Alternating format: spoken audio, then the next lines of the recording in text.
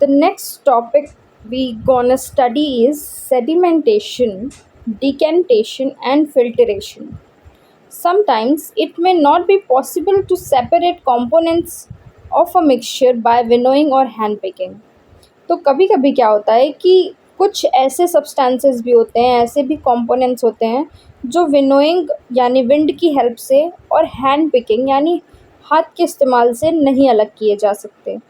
उनके लिए कुछ मेथड्स हैं। For example, there may be lighter impurities like dust, soil particles in rice and pulses. How are such impurities separated from rice और pulses before cooking?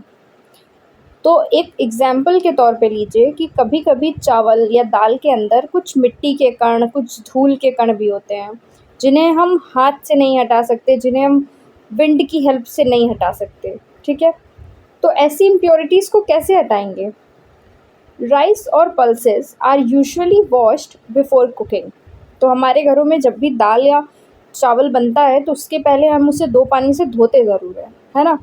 2-3 पानी से हम उसे क्लीन करते हैं। When you add water to these, the impurities like dust particles get separated.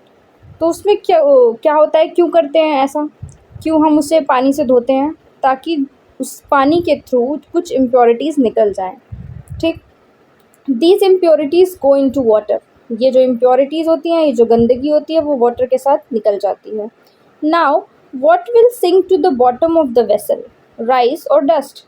तो अब आपको क्या लगता है कि सतह से यानी कि एक बर्तन के नीचे में क्या चीज़ रह जाएगी जब हमने उस पर पानी डाला? तो क्या उसके नीचे चावल बैठेगा या डस्ट बैठेगा? अब इस प्रोसेस को हम समझेंगे। हम सब जानते हैं कि जो भी बाहरी चीज़ें होती हैं वो नीचे बैठ जाती हैं और जो हल्की चीज़ें होती हैं वो ऊपर तैर जाती हैं पानी में। पर ऐसा क्यों होता है? ठीक है, have you ever seen the vessel is tilted to pour out the dirty water? हम लोग क्या करते हैं, जब भी किसी बर्तन में, चावल के बर्तन में हमने पानी डाला तो पानी निकालने के लिए हम बर्तन को थोड़ा सा टिल्ट करते हैं, यानी थोड़ा सा ऐसे घुमाते हैं। अगर ऐसा है तो हम उसे थोड़ा सा ऐसे करते हैं ताकि वो पानी निकल जाए। When the heavier component in a mixture settles after the water is added to it, it is called sedimentation. तो ये कह रहा है कि सेडिमेंटेशन एक ऐसा प्रोसेस है जिसमें जो हैवी कंपोनेंट मिक्सचर में है, जैसे कि चावल और पानी के मिक्सचर में चावल जो हैवी है वो पानी डालने के बाद सेटल हो जाता है, नीचे बैठ जाता है। उसे क्या बोलते हैं? सेडिमेंटेशन प्रोसेस बोलते हैं। दूसरी चीज़, when the water along with the dust is removed, the process is called decantation. अब हमने चावल की मदद से समझा कि जो चावल बर्तन में बैठ गया है उस प्रोसेस को सेडिमेंटेशन कहते हैं, पानी डालने की वजह से।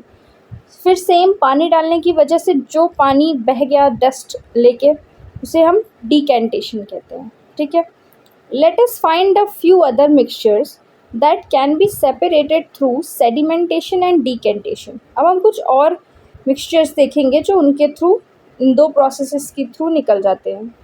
The same principle is used for separating a mixture of 2 liquids that do not mix with each other. Starting में मैंने बात की थी कि तेल पानी कभी मिक्स नहीं होते।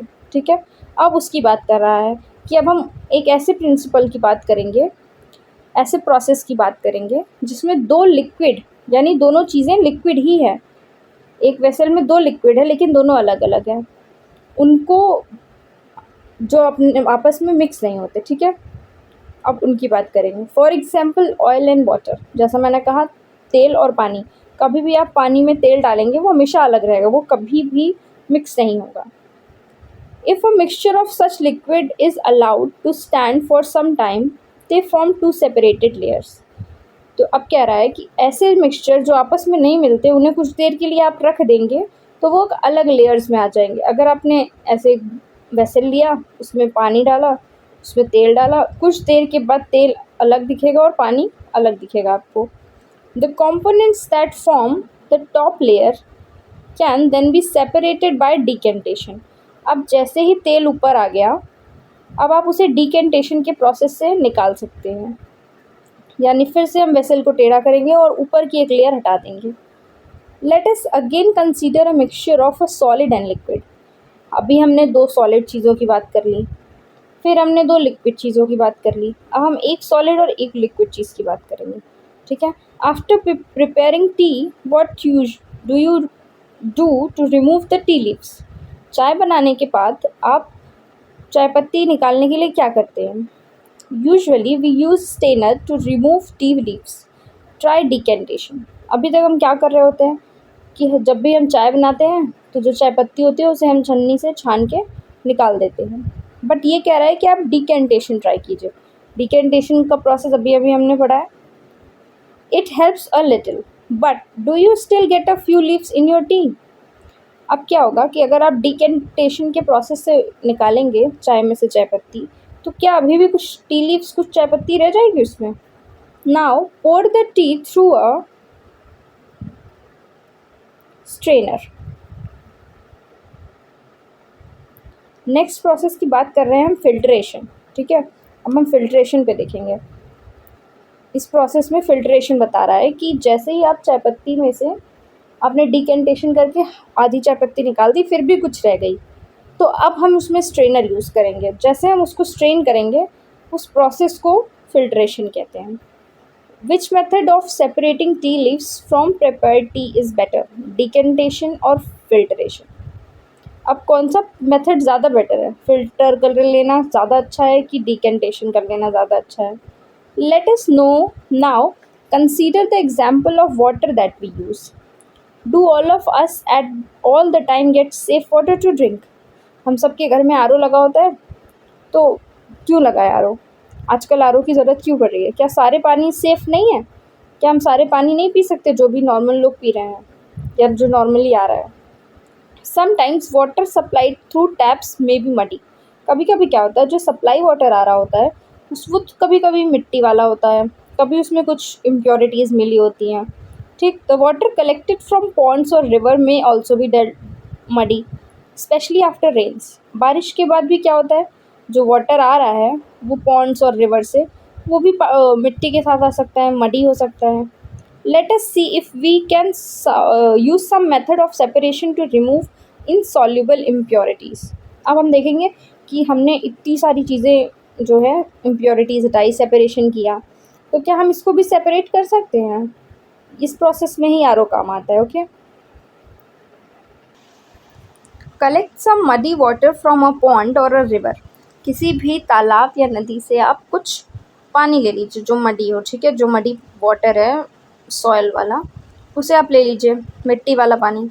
If it is not available, अगर ये भी नहीं हो पा रहा है, तो एक ग्लास लीजिए, उसमें पानी डालिए और कुछ मिट्टी के कण भी डाल दीजिए, मिक्स कर दीजिए। अब उसे 1 घंटे के लिए छोड़ दीजिए। ऑब्ज़र्व द वाटर केयरफुली, और ध्यान से देखिए कि क्या ऑब्ज़र्व कर पा रहे हैं आप। Does some soil settle at the bottom of water? Why? What will you call this process? अब जब हमें पता है जो भारी चीज़ है वो नीचे बैठ जाएगी और जो हल्की चीज़ होती है वो ऊपर तैर जाएगी, तो जब कुछ देर हम इस पानी को रख देंगे तो पानी के नीचे सॉइल बैठ जाएगा। अब ऐसा क्यों होता है और इस प्रोसेस को क्या कहते हैं? जैसे अभी हमने पढ़े हुए हैं सारे प्रोसेसेस, आप बताइए कि इस प्रोसेस को क्या कहते हैं। Now slightly tilt the glass without disturbing the water. Late the water from the top flows into another glass. What will you call this process? अब ये बताइए, पहला प्रोसेस तो आपको बताना है कमेंट सेक्शन में। सेकंड प्रोसेस आप ये बताइए कि जब हमने इसको थोड़ा सा टिल्ट किया और ऊपर का एक लेयर निकाल दिया, इस प्रोसेस को क्या कहेंगे? Is the water in the second glass still muddy और brown in colour?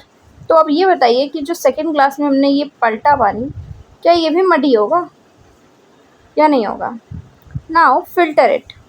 Did the tree strainer work? Let us try filtering the water through a piece of cloth. अब हम क्या करेंगे, कपड़े की मदद से इसको छानने की कोशिश करेंगे, क्योंकि स्ट्रेनर यहाँ काम नहीं आ रहा है। स्ट्रेनर में जो होल्स होते हैं वो काफ़ी बड़े होते हैं, okay. In a piece of cloth small holes और pores remain in between the woven threads.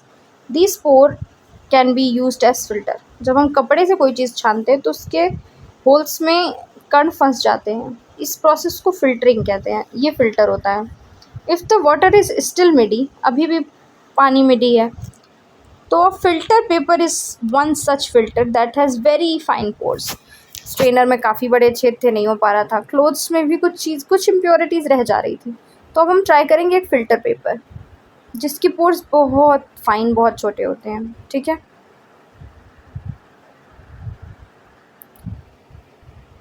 figure 3.9 shows the steps involved in using a filter paper.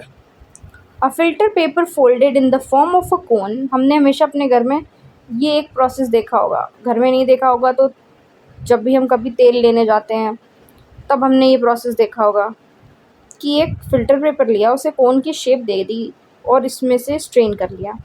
The mixture is then poured on the filter paper. Solid particles in the mixture do not pass through it. इसके नीचे अब सिर्फ liquid part जाएगा, solid part नहीं cross होगा। Fine. Fruits and vegetable juices are usually filtered before drinking to separate the seed and solid particles of pulp. जब भी हम जूस पीने जाते हैं या फिर जूस बनाते हैं घर पे, तो हमेशा उसको सेपरेट करने के लिए, उसमें से जो उसके बीज हटाने के लिए या फिर उसका पल्प हटाने के लिए हम फ़िल्टर का प्रयोग करते हैं। The method of filtration is also used in the process of preparing cottage चीज़ और पनीर। कभी आपने घर में पनीर बनाने को ट्राई किया है? कभी जब आपके यहाँ दूध फट जाए या हमने उससे पनीर बनाने के लिए ट्राई किया होगा, तो हमेशा एक क्लॉथ का काम रहता है। हम एक क्लॉथ लेते हैं, उसमें सारा चीज़ डाल देते हैं, फटा हुआ दूध डालते हैं और उसको कस के दबाते हैं, इससे पनीर बनता है। ठीक है, तो उस प्रोसेस को भी फ़िल्टरेशन का, वो भी एक एग्जाम्पल है फ़िल्टरेशन का। You might have seen that for making paneer, a few drops of lemon juice added to the milk. जब भी हमें दूध फाड़ना होता है तो हम उसमें क्या यूज़ करते हैं? लेमन जूस, यानी कि हम उसमें नींबू का प्रयोग करते हैं। This gives a mixture of particles of solid paneer and a liquid. इससे क्या होता है, जब दूध फट जाता है तो उसका सॉलिड अलग हो जाता है और लिक्विड अलग हो जाता है।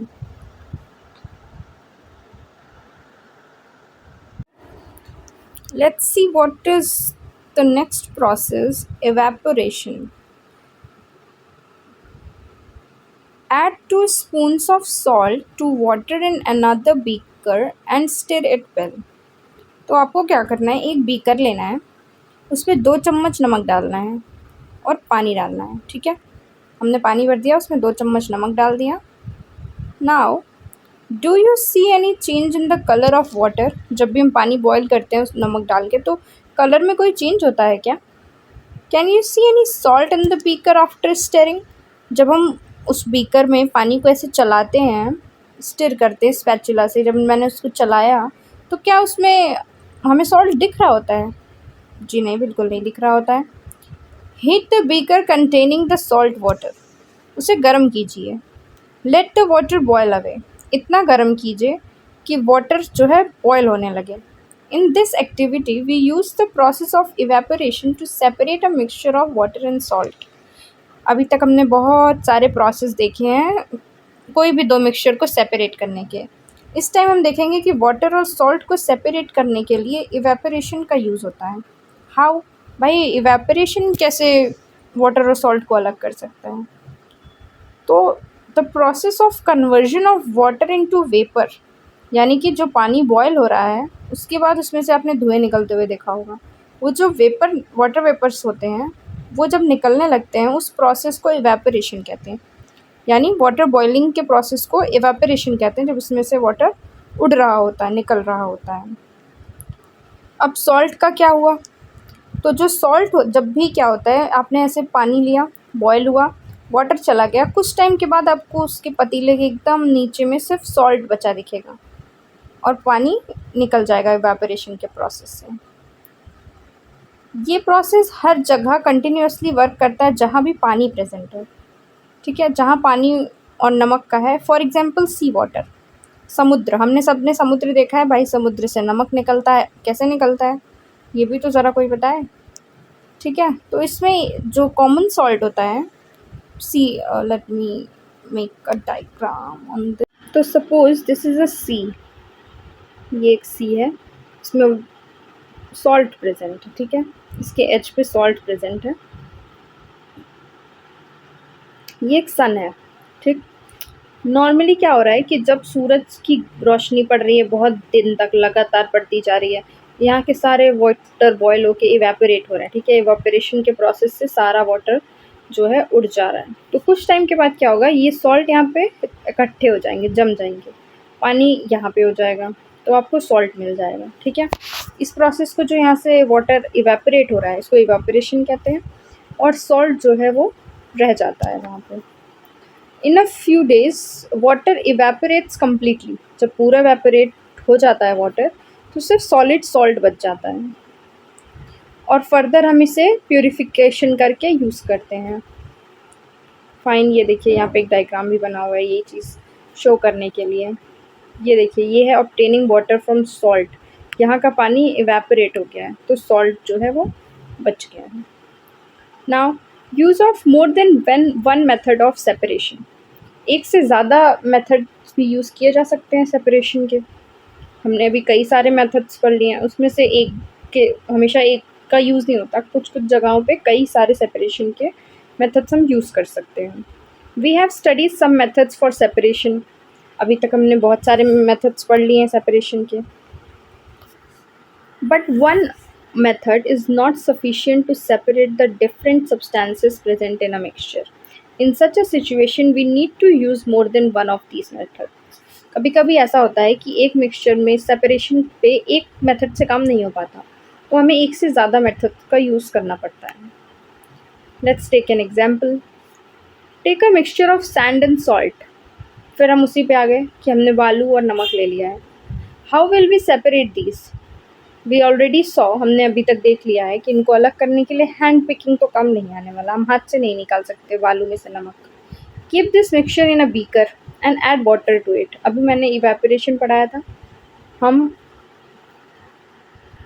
उससे पहले डिकेंटेशन पढ़ा था, अब हम इसमें देखेंगे कि किस प्रोसेस से हम सैंड और सॉल्ट को अलग कर सकते हैं। तो एक बीकर में जो है पानी ले लीजिए, उस मिक्सचर को डाल दीजिए, अब उसको साइड में रख दीजिए कुछ देर के लिए। Leave the beaker aside for some time. Do you see the sand settling down at the bottom? The sand can be separated by decantation और फिल्ट्रेशन। तो अब क्या होगा, वो जो बालू होता है वो बैठ जाएगा, ठीक है, नीचे बैठ गया बालू, उसको हम दो प्रोसेस से निकाल सकते हैं, या तो हम उसे फ़िल्टर कर लें और या फिर हम डिकेंटेशन के प्रोसेस से भी निकाल सकते हैं। What does the decantation liquid contain? क्या लगता है आपको कि जो डिकेंटेड लिक्विड निकाला हमने अलग से, उसमें क्या था? Do you think this water contain salt? क्या आपको लगता है कि इसमें नमक निकल गया होगा? तो नहीं। Now we need to separate salt and from the water from the decanted liquid. Transfer this liquid to a kettle and close it lid. अब हमने दो प्रोसेस किए, ठीक है। अब हम देखते हैं हमने क्या किया। एक पतीला लिया, पानी भरा, उसमें सॉल्ट और सैंड का मिक्सचर डाल दिया, ठीक है। एक प्रोसेस से की वजह से, फिल्टरेशन और डिकेंटेशन की वजह से, हमने एक और वेसल में ये पानी पोर कर दिया। अब यहाँ पे जो है सैंड तो बैठ गया, तो सैंड तो हमने निकाल लिया, पर अब हमें सॉल्ट से वाटर निकालना है, सॉरी वाटर से सॉल्ट निकालना है। तो अब इस वाटर को हम, डिकेंटेड लिक्विड को हम केटल में रखेंगे और उसके ढक्कन बंद कर देंगे और इस केटल को गर्म करेंगे, ठीक है। Do you notice stream coming out from the spout of a kettle? हम सब ने केतली देखी है, केतली में हैंडल होता है और एक उसका मुंह बना होता है जिसमें से वो धुआं बाहर निकलता है। तो अब हम देखेंगे जब हमने इस वेसल को हीट किया तो उस केतली के ढक्कन से सारी चीज़ें, सारा जो है इवेपोरेट हो गया और लास्ट में क्या बच गया, दैट इज़ सॉल्ट। यानी ये एक ऐसी चीज़ मैंने आपको बताई जिसमें एक से ज़्यादा प्रोसेस यूज़ हुए हैं सेपरेशन के लिए, ठीक है। Now take a metal plate with some ice on it. Hold the plate just above the spout of the kettle. What do you observe? Let all the water of the kettle boil off. तो यहाँ simply क्या कह रहा है कि ये kettle है हमारा, इसमें से यहाँ से इसके मुंह से धुआं निकल रहा है, ठीक है। तो अब आपको क्या करना है, यहाँ पे एक पैन लेना है, उस पर कुछ आइस रखनी है, आइस क्यूब्स। लाइक हम आपको एग्जाम्पल, ये देखिए फिगर में देखिए, ये आपका केटल है, इसमें नमक वाला पानी हमने डाला, यहाँ से इवेपोरेशन होगा, प्रोसेस हो रहा है। फिर ऊपर हमने एक पैन लिया जिसके ऊपर कुछ आइस क्यूब्स रखी हुई हैं, और ये पानी ठंडा होके इस वेसल में आके गिर रहा है, ठीक है। तो जब ये वाटर यहाँ से निकल रहा है केटल से गैस के फॉर्म में, इसे हम इवेपोरेशन कहते हैं। पर जब यही पानी आइस की हेल्प से ठंडा होके वापस इसमें आ जा रहा है, उस प्रोसेस को हम कंडेंसेशन कहते हैं, ठीक है। So this process is called condensation, जिसमें वाटर वेपर वापस से लिक्विड फॉर्म बन जा रहा है। अभी हमने लिक्विड से गैस किया था, अब ये गैस से वापस लिक्विड पे आ जा रहा है, इसे कंडेंसेशन कहते हैं। Did you ever see water drops condensed under a plate that has been used to cover a vessel containing milk that just have been boiled? तो कभी जब आप दूध गर्म कर रहे होते हैं, या हमने देखा है तो दूध के ऊपर जो बर्तन रखा होता है, दूध को आप बंद कर दीजिए, वो गर्म है, ठीक है। ये जो बर्तन है, कुछ देर बाद जब आप इस बर्तन को हटाएंगे तो उस बर्तन के नीचे आपको वाटर ड्रॉपलेट्स दिखेंगे। ऐसा हुआ है कभी आपके साथ? और नहीं हुआ तो आप आगे नोटिस करिएगा, जब भी आपके घर में दूध बॉयल हो तो उसके ऊपर जो आप जिससे उसको ढकते हैं, उसके नीचे वाटर ड्रॉपलेट्स लगे होते हैं। ये आपको इवेपोरेशन दिखाता है, और कंडेंसेशन भी। After all the water has evaporated, what is left behind in the kettle? हमें तो पता है भाई, सारा वाटर उड़ गया तो क्या बच गया? सॉल्ट बच गया। वी दस हैव सेपरेटेड सॉल्ट। अब हमारे पास सेपरेटेड सॉल्ट है, सेपरेटेड सैंड और वाटर भी है, जिसके लिए हमें कई प्रोसेसेस से गुजरना पड़ा। डिकेंटेशन, फिल्टरेशन, फिर इवेपोरेशन एंड कंडेंसेशन। क्योंकि हमें वाटर भी वापस चाहिए था, that's why we used condensation.